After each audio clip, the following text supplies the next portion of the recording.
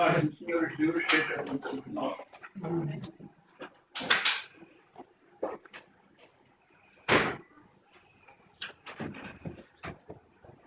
Dados irmãos, gostava de falar de Jesus. Falamos muitas vezes de Jesus, mas nunca é demais.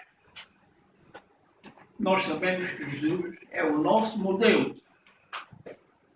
Desde a sua meninice, desde a sua juventude e até à sua morte. Faço muitas vezes aquela pergunta a mim próprio. Nós teremos muita dificuldade em saber a vontade de Jesus? Eu acho que não.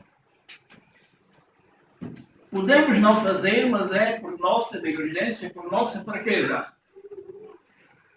Porque se nós repararmos bem, o Senhor dá-nos sempre um sinal da sua santa vontade. Reparem uma coisa. Quando nós estamos para dizer qualquer coisa, ou para fazer, se nós fizermos a pergunta, Jesus dizia isto? Jesus fazia? Vem a resposta ao nosso pensamento. Estou convencido disso. Bem, nós podemos, muitas vezes, fazer o que não devíamos fazer porque estávamos distraídos. Não pensamos naquele momento, não pensamos o suficiente para saber que nós dependemos de Deus totalmente. Toda a existência que existe em nós depende de Deus. Só vivemos enquanto o Senhor quiser e nem mais um segundo. Por isso, pensei, quero falar mais uma vez disso. Começamos pela sua meninice e aqui os pais têm um papel importante. Preparar as crianças. Porque nós sabemos que Jesus procedeu de uma maneira absolutamente correta em tudo, desde a sua meninice. Mas temos de admitir que São José e Santa Maria fizeram a sua parte como humanos. Até porque nós sabemos pela Escritura que eles não compreendiam a 100% a missão de Jesus. Não compreendiam. E é de certeza que eles, portanto, fizeram a sua parte como se fossem pais. Né? O que é certo é que nós vemos que a maneira como Jesus se comportou desde os seus mais velhos anos é um exemplo pleno para todos nós. Primeiro para as crianças, digo as crianças, são os pais que têm essa obrigação, depois para os adultos, que somos nós, que temos o dever de imitar Jesus tanto quanto nos seja possível. Quem quiser acompanhar, tenho aqui duas ou três referências. Por exemplo, no Evangelho de São Lucas, fala do início de Jesus, capítulo 2, versículo 40, nos diz: E o menino crescia e se fortalecia em espírito, cheio de sabedoria, e a graça de Deus estava com ele. Reparem bem, logo de pequenino, cheio de sabedoria. Portanto, sabemos também que São José e Santa Maria fizeram aqui a sua parte, embora como pais adultos. No versículo 46, e aconteceu que passados 3 dias, isto é naquela deslocação que São José e Santa Maria fizeram e que se extraíram, e até me causa assim um bocadinho de admiração, mas não temos nada a criticar, a gente não sabe como as coisas foram plenamente. Extraíram-se um pouco e quando repararam que Jesus não ia com eles, foram à procura de Jesus e aconteceu que passados 3 dias o acharam no templo, sentado no meio dos doutores, ouvindo-os e interrogando-os. Irmãos, reparem, com 12 anos, a maior parte das crianças com 12 anos sabem muito pouco. No certo sentido, por falta talvez dos pais, noutro sentido, até porque os homens são poucos. Né? Nesta altura, Jesus não estava no meio de pessoas vulgares, diz que estava no meio dos doutores, daqueles que se orgulhavam de saber coisas da Escritura. ouvindo-os e interrogando-os. Esse pelo relato bíblico, que eles estavam perplexos com a atitude de Jesus. E era razão para isso, realmente. Depois aqui, em Marcos, capítulo 1, versículo 9 a 11, diz: E aconteceu naqueles dias que Jesus, tendo ido de Nazaré, da Galileia, foi batizado por João no Rio Jordão. E logo que saiu da água, viu os céus abertos e o Espírito que, como pomba, descia sobre ele. E ouviu-se uma voz do céu que dizia: Tu és o meu filho amado, em que me comprado. Portanto, o Senhor nosso Deus provou aqui a divindade de Jesus. Causa admiração como é que as pessoas, havia pessoas tão, com a cabeça tão dura, tanta coisa que se passou a respeito de Jesus, ainda havia pessoas que parece que tinham sempre dúvidas, e alguns não chegaram mesmo a aceitar. Ora, este sinal, o Senhor foi este sinal do céu, era para provar a divindade de Jesus. Jesus era divino, não só humano, mas o mal é que as pessoas muitas vezes fixam o seu pensamento numa coisa e não se afastam dali. Para muitas pessoas, Jesus tinha nascido naturalmente, como se fosse outra criança qualquer, pronto, fixaram o seu pensamento ali e não rodavam. Irmão, não podemos fazer assim em casos de fé.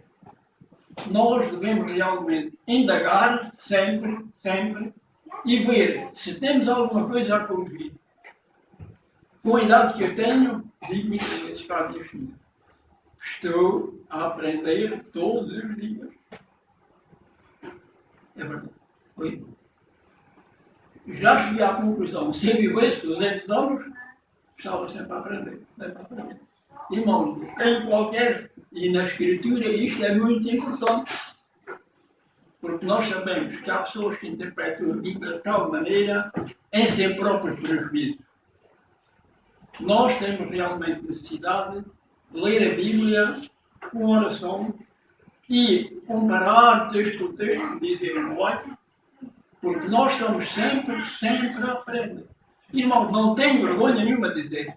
Ando na igreja há umas dezenas de anos, estou sempre a aprender. Sempre. É curioso, mas é assim. A Bíblia é um tesouro inesgotável. E quanto mais lermos e orarmos, mais aprendemos.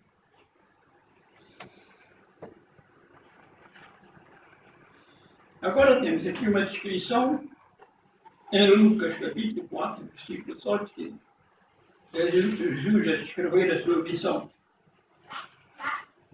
Descrevendo a sua missão dos seus santos lábios, marcaram esta palavra: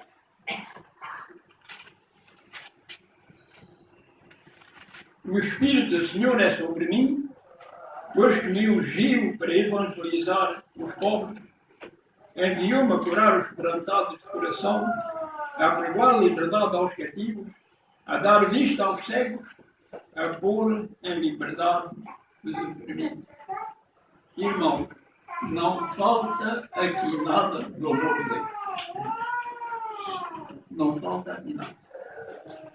E como disse já a princípio, causa-me admiração como é que ainda hoje, no século em que estamos, há pessoas que ainda estão sempre a esquadrinhar, sempre a querer arrancar alguma coisa para negar a divindade de Deus. E para mim, estas pessoas simplesmente são vítimas de uma tentação diabólica e nada mais. As provas que a Sagrada Escritura nos apresenta a respeito de Jesus não devem deixar dúvidas a ninguém. Eu acho que não. Não há na própria Bíblia.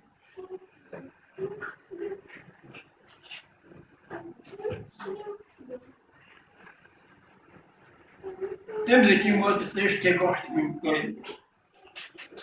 É Mateus capítulo 11, versículos 28 e 29. Que é que Jesus diz? Vinde a mim, todos estáis cansados e oprimidos, e eu vos aliviarei. O mais saboroso o meu jugo é aprender de mim, que sou manso e humilde de coração, e encontrei descanso para as vossas almas. Irmãos, há tanto sofrimento, mesmo entre os próprios adventistas. Isto para mim é apenas uma falta de fé.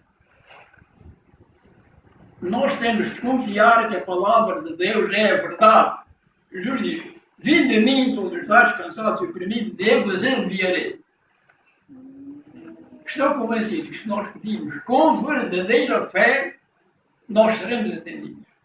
Os irmãos creem que todos sabem, todos conhecem aquela passagem, aquela parábola que Jesus disse, do homem que foi de noite pedir a um amigo que lhe desse pão, porque tinham chegado os amigos e tal, e tal.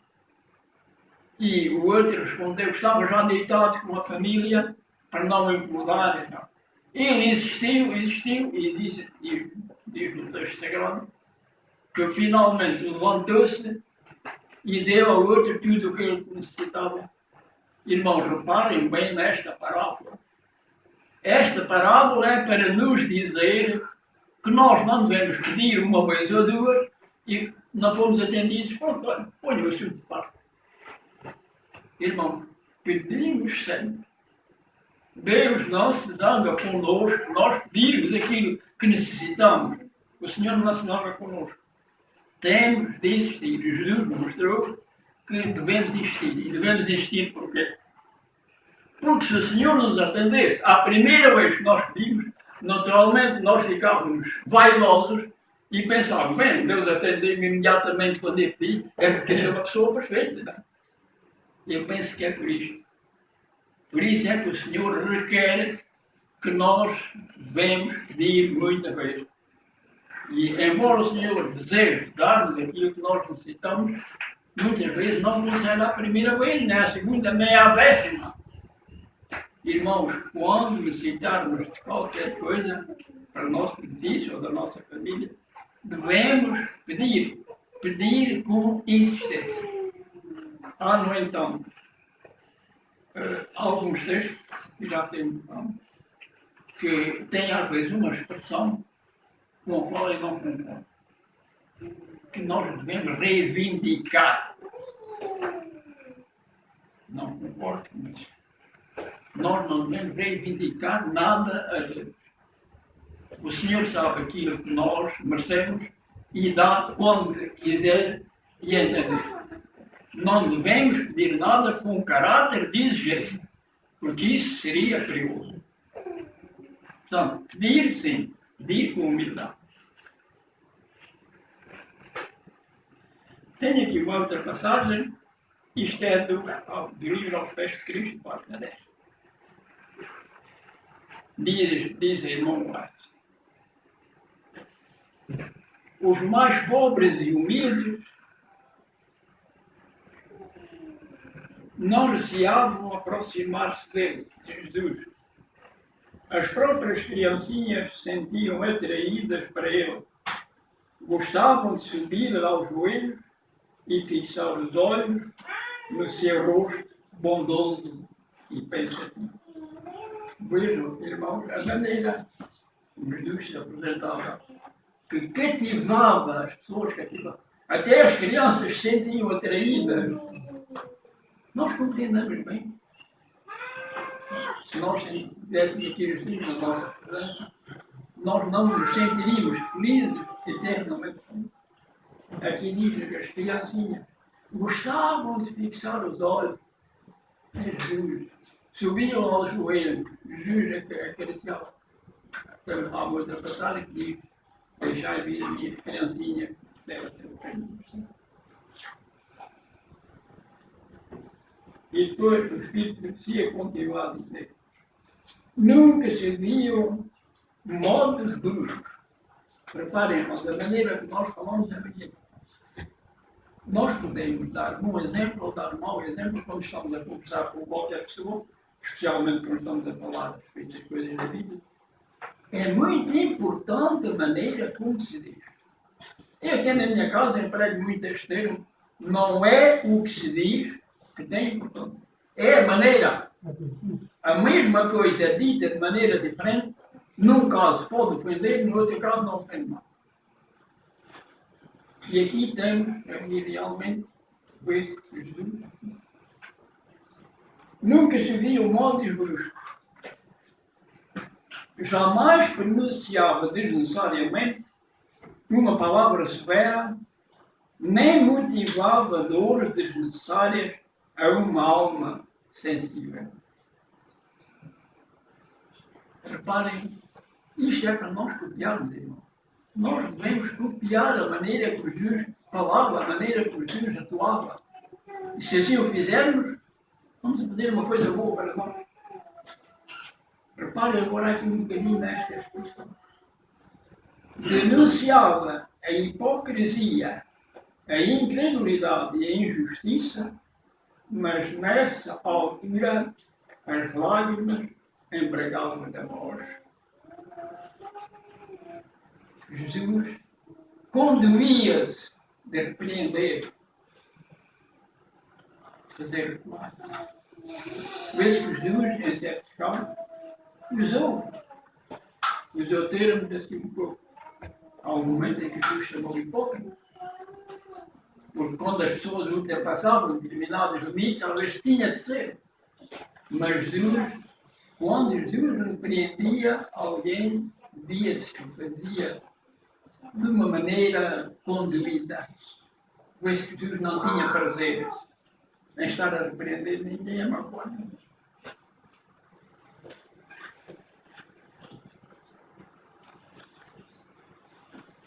E finalmente posso terminar com um texto de Isaías 53.